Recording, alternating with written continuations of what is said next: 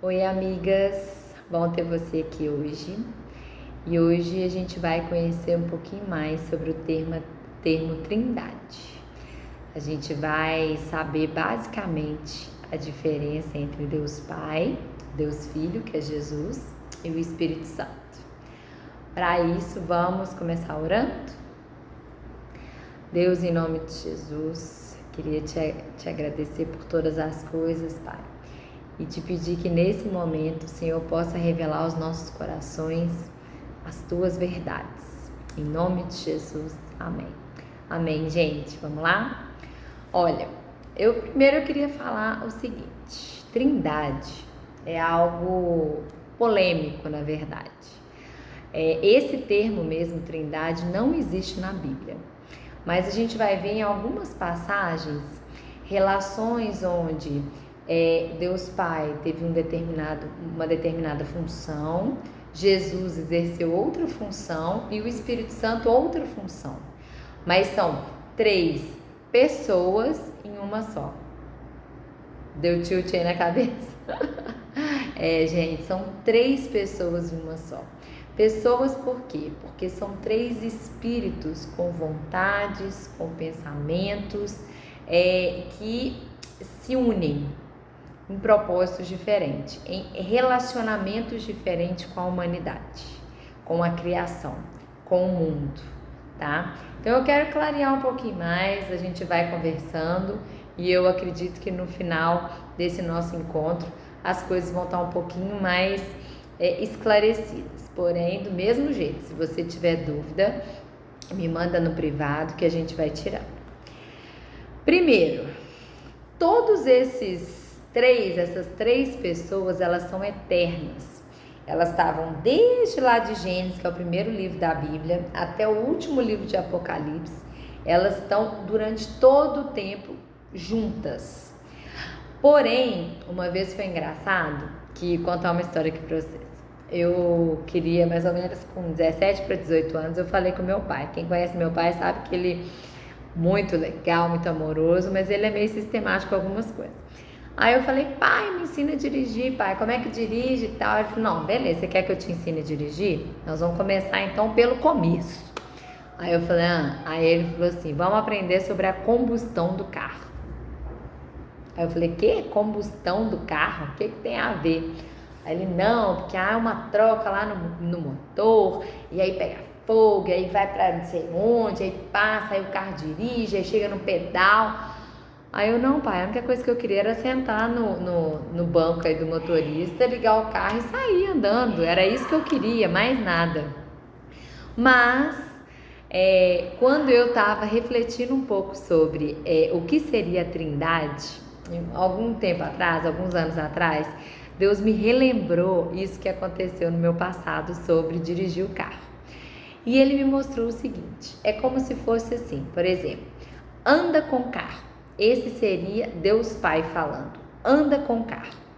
Jesus é aquele que senta no banco do motorista e liga o carro. E o Espírito Santo seria aquele responsável em transformar a gasolina, aquele alimento, num poder para que aquela palavra fosse executada. Então, estão vendo aí que são 3 funções diferentes, cada uma muito importante, desempenhando algo para que aquilo acontecesse. É mais ou menos assim que acontece. Quando eu converti também, eu lembro que me explicaram assim: é como se você fosse fazer uma vitamina. Você pega, primeiro, eu quero uma vitamina, tá? Essa é a palavra, eu quero uma vitamina. Nesse caso, nessa ilustração, seria Deus Pai. E aí, o liquidificador seria o Jesus. Seria o meio daquilo ficar pronto. E a energia seria o Espírito Santo. Aquilo que de fato concretizaria aquilo de acontecer. Entendeu? Porém, não existe um mais importante que o outro. Os 3 são um. São 3 do mesmo. Só que cada um se relacionou ou se relaciona com a gente de uma maneira diferente, tá bom? Isso que a gente vai conversar um pouquinho mais. Eu vou abrir aqui minha Bíblia, eu já expliquei para vocês algumas coisas, então hoje vamos lá. A gente vai no livro de Gênesis 1, 26. Gênesis é o primeiro livro da Bíblia, tá? Se você tiver um pouquinho de dúvida, dá um break aí, acha e depois a gente segue. Vamos lá, ó. Gênesis 1, 26. Então Deus disse: façamos o ser humano à nossa imagem, ele será semelhante a nós. Eu quero pegar só essa parte. O que isso quer dizer? Façamos, eu acho que a gente até falou no encontro passado. Façamos está no plural.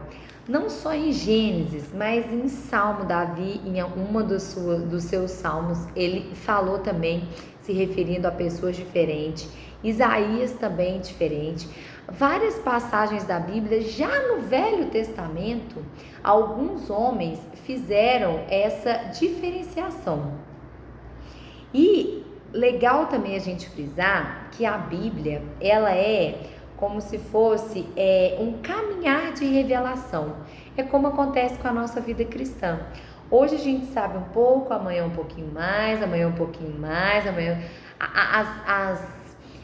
o conhecimento ele vai sendo revelado de glória em glória, no dia a dia. Por isso tão importante a gente meditar sobre a palavra de Deus. Cada vez que a gente pensa sobre um texto, cada vez que a gente pensa sobre uma passagem, é como se fosse um entendimento maior sendo trazido ao nosso coração. Então, porque, por exemplo, se não eu ia ler a Bíblia uma vez, ia ser o suficiente, mas não. A Bíblia é um livro para eu ler, é um manual para eu ler durante toda a minha vida. Eu já até falei isso para vocês, que faz relação com todos os temas que a gente vai lidar na vida. A Bíblia tem uma instrução referente a esse tema. Por isso, tão importante eu todos os dias me apropriar mais dessa palavra que a gente já aprendeu que ela é viva, que ela é expressamente a vontade de Deus revelada. Então, vamos lá. Então, olha só. A gente tem ordem, função e ação. Pensa só. Ordem, Deus Pai. Função, Jesus. Ação, o Espírito Santo. Mas são 3 pessoas diferentes. A essência desse trio não muda. O DNA deles é o mesmo. Porém, eu queria ler com vocês esse texto, que vai ser o texto base nosso hoje, que é João 14. A gente vai ler o capítulo inteiro e eu vou explicar para vocês um pouco de João 14. João está no Novo Testamento, é o último dos evangelhos. Vamos lá, acompanhem comigo. Já falei, a minha versão pode estar um pouco diferente da sua, mas vai dando para acompanhar. Jesus, o caminho para o Pai. Não deixem que seu coração fique aflito. Creiam em Deus, creiam também em mim. Na casa de meu Pai há muitas moradas. Se não fosse assim, eu lhes teria dito: vou preparar lugar para vocês, e quando tudo estiver pronto, virei buscá-lo, para que estejam sempre comigo onde eu estiver. Vocês conhecem o caminho para onde eu vou.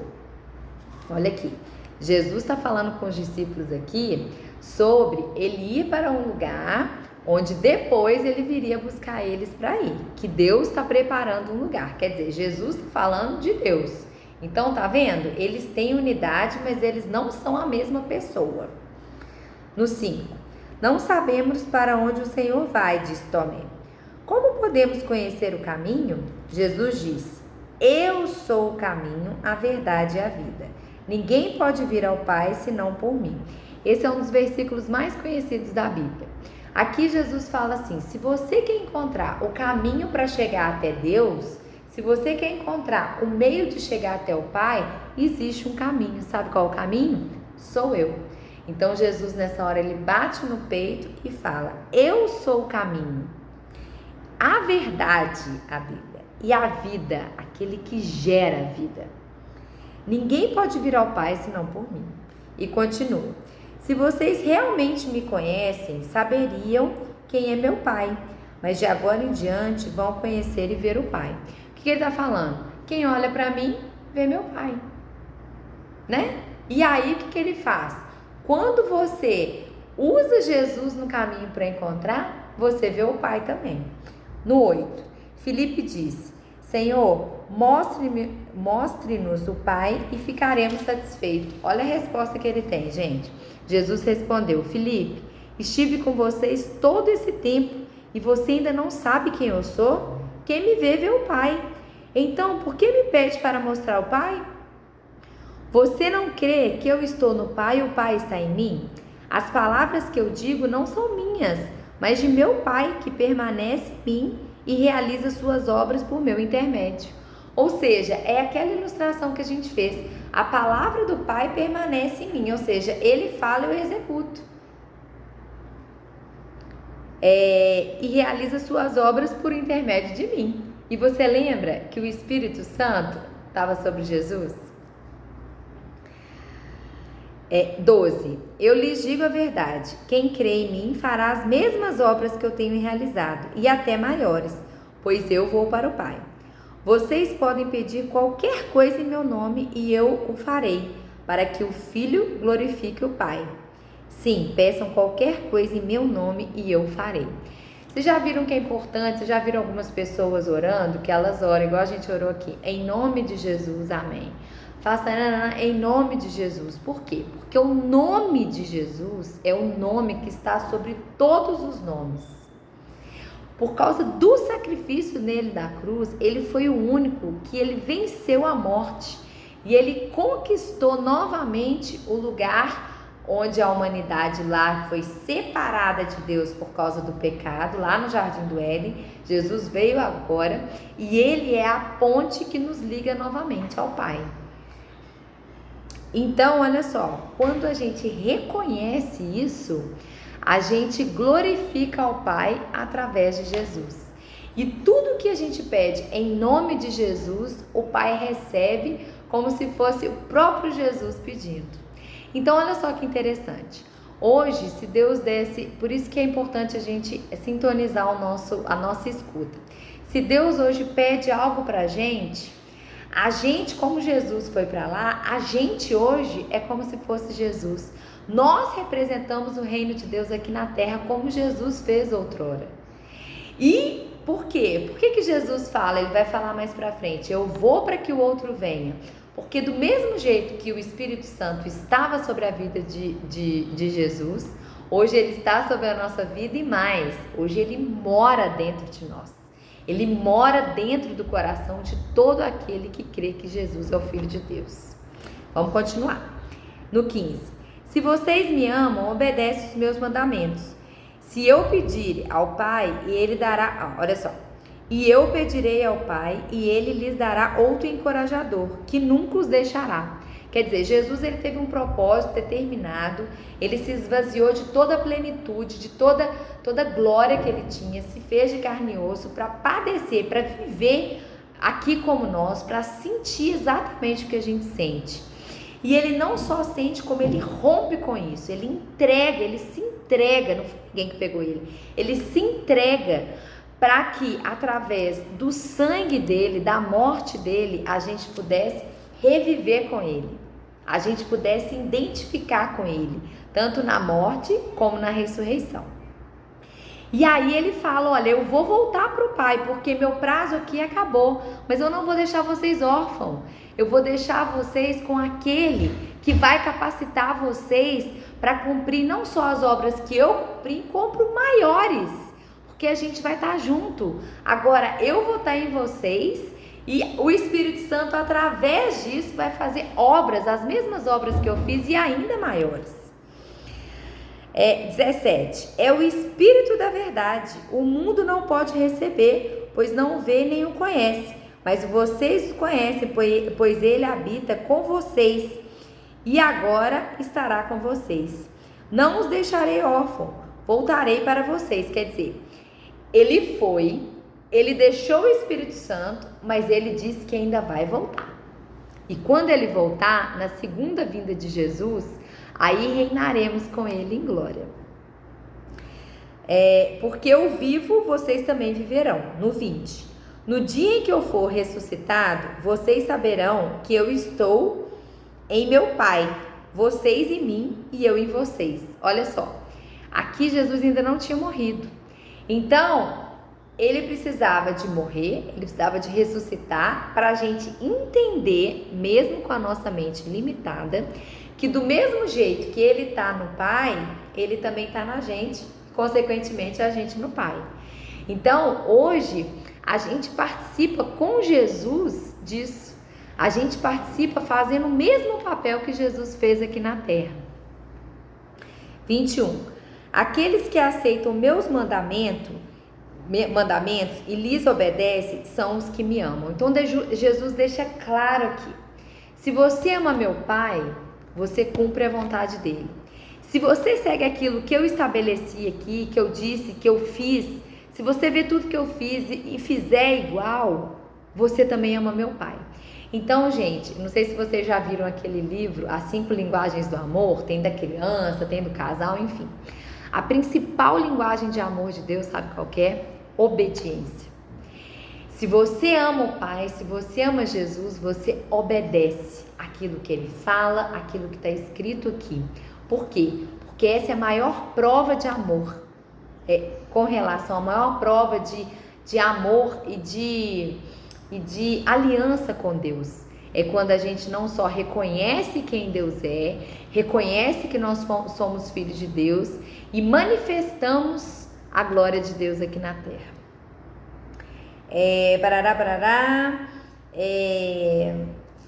Olha só, no 26. Mas quando o Pai enviar o encorajador, o Espírito Santo, como meu representante, ele lhes ensinará todas as coisas. Olha o que ele está falando. Primeiro ele fala que Jesus fala com a gente que ele não vai deixar a gente órfão, ele volta para nos buscar.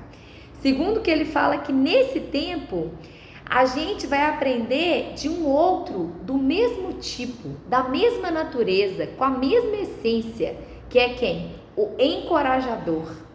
Aquele que vai revelar toda a verdade para a gente. Por isso, gente, a importância, eu até esqueci de falar no nosso último encontro, que a Bíblia é o único livro que a gente lê com o autor do lado. Quem que é o autor? O Espírito Santo. O Espírito Santo estava em todos os momentos da história. O Espírito Santo estava com todos aqueles homens, ele estava vendo, ele estava manifestando a vontade de Deus. E olha que importante, hoje ele está aqui conosco. Então, ele nos ajuda a compreender a verdade. Ele nos ajuda a glorificar a Jesus, a glorificar o Pai. Esse barulho é lá fora, viu, gente? Vamos embora. E por último, olha, no 30. Não tenho muito tempo mais para falar com vocês, pois o governante desse mundo se aproxima. Ele não tem poder algum sobre mim, mas farei o que o Pai requer de mim, para que o mundo saiba que eu amo o Pai. Então, olha só. Jesus, ele veio aqui e ele sabia que ele tinha uma missão. Qual que era a missão de Jesus? Salvar a humanidade dos seus pecados. Salvar a humanidade da única coisa que nos separa do Pai. Então, ele sabia muito bem o propósito, o para que ele estava aqui. Mas ainda assim aqui, ele teve a escolha de cumprir aquilo ou não. Por quê? Porque aqui na terra, Jesus, ele era 100% Deus e 100% homem. Ao mesmo tempo que ele nasceu de uma virgem, ele viveu aqui com as mesmas aflições de nós. Diz que ele teve fome, diz que ele chorou, que ele teve sede, ele dormia, ele cumpria a humanidade dele aqui. Mas por que ele teve poder de fazer as coisas? Porque ele tinha intimidade com Deus, ele buscava a Deus através do Espírito Santo. Ele tinha o Espírito Santo que o ensinava, que o revelava, que o mostrava a vontade do Pai o tempo inteiro. Então aqui em terra, Jesus, quando ele cumpriu o propósito dele, ele foi 100% dependente do Espírito Santo, assim como eu e você temos que ser. Ficaram algumas dúvidas? Eu quero ler uma outra passagem. Olha só, eu quero ler 2 passagens para vocês entenderem que Deus Pai é uma coisa, é uma pessoa, Jesus é outra pessoa e o Espírito Santo é outra pessoa. Vocês viram aqui em João 14, bem claro, que Jesus fazia aquilo que o Pai falava que era para fazer. E o Espírito Santo era um que veio para ficar conosco, para nos revelar toda a verdade, enquanto Jesus não estivesse aqui. Por quê? Jesus está hoje à direita, à destra do Pai. Ele está, a Bíblia fala, intercedendo por nós. Ele está ali como um advogado. Quando Deus olha lá para frente, a gente que é justificado pelo sangue de Jesus, nós que cremos em Jesus como Filho de Deus, Ele olha para a gente, finge que a gente está aqui. E Ele não vê simplesmente a gente. Ele vê a gente, mas Ele vê a cruz, Ele vê o sangue nos cobrindo. Por isso que hoje nós somos justificados. Por isso que hoje nós temos acesso novamente ao Pai. Olha só, eu vou ler com você. Outro lugar também que a gente já leu no primeiro encontro. Vocês lembram aquela passagem que Jesus foi batizado? Então, olha só. Diz que quando Jesus foi batizado, para que cumprisse a lei lá, Jesus chegou no Rio Jordão para ser batizado por João Batista. E naquele momento o céu se abre e uma voz escuta: esse é meu filho amado. Ou seja, Deus Pai falando com Jesus. E aí desceu na forma corpórea de uma pomba o Espírito Santo. Então quer dizer que o Espírito Santo é uma pomba? Não. Ele desceu na forma corpórea de uma pomba. Mas o Espírito Santo é o mesmo Espírito de Deus. É o mesmo Espírito que hoje testifica no nosso coração. Ele foi representado como uma pomba. Mas o Espírito Santo tem vontades, tem pensamentos e todos eles atrelados à vontade de Deus. Então são 3 pessoas em uma só, sempre com coerência, eternamente vivos, criadores de todas as coisas. Você vê que no façamos, estávamos 3 juntos. Eu queria ler para vocês 2 Coríntios 13:13. 2 Coríntios está mais para frente no Novo Testamento. Foi um livro escrito pelo apóstolo Paulo. 2 Coríntios, viajei aqui, ó. Tem Romanos, depois tem 1 e 2 Coríntios, no finalzinho dele, 13:13. Eu vou dar outra referência também, que mostra que são 3 em 1. Ó, no finalzinho da carta, quase começando Gálatas, tá escrito assim, ó. 2 Coríntios 13:14, na verdade. Que a graça do Senhor Jesus Cristo, o amor de Deus e a comunhão do Espírito Santo sejam com todos vocês. Paulo também teve a revelação que eram 3 em 1. Ok? Então, eu acredito, aqui tá falando assim, até anotei um negócio aqui que eu achei, que trindade pode significar triunidades. São 3 senhores em um só. Então, por exemplo, eu estava aqui um dia fazendo estudinho aqui com as minhas vizinhas e uma delas trouxe para mim e falou assim: mas sabe o que eu tenho? Eu tenho uma vergonha de como orar, eu não sei orar direito. E aí eu sei que tem a estrutura do Pai Nosso, né? Você vê que os discípulos tiveram essa mesma dúvida e Jesus ensinou sobre o Pai Nosso. Glorificar o nome do Pai, apresentar os pedidos, enfim, aquela estrutura toda lá. Mas uma das coisas mais primordiais que eu creio que Jesus veio trazer para nós como revelação depois da vinda dele, sabe qual que é? É de Deus como Pai. Porque no Velho Testamento as pessoas tinham Deus o Senhor dos Senhores, Deus poderoso, Criador do céu e da terra, do exército, Senhor dos exércitos, Jeová Rafá, aquele que cura, Nissi, da provisão, Adonai, o Senhor. A gente tem vários, né? Deus em várias facetas dele.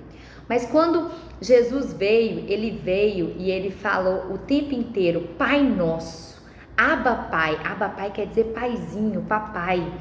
Então Jesus veio para inaugurar uma nova aliança, uma nova era, a era de intimidade, de proximidade. Por que só Jesus, só a partir de Jesus que isso aconteceu?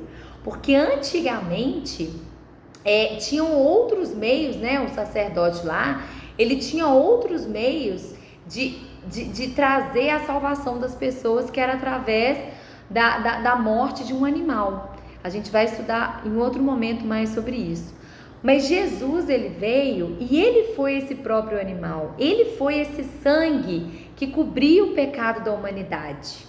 Então, por Jesus se aquele que apresentava, mas aquele também que morreu, o sangue derramado, ele veio para unir de novo. Por isso que tem aquela passagem: eu sou o caminho, a verdade e a vida. Então, através de Jesus, a gente não mais se relaciona com o Pai lógico, a gente tem que dar toda a honra e toda a reverência a Ele, sim. Mas a gente agora se relaciona com o Pai como filho, com uma autoridade diferente, a autoridade que foi dada através de quem? Do nome de Jesus, da vida de Jesus, da vida, da morte, da ressurreição de Jesus.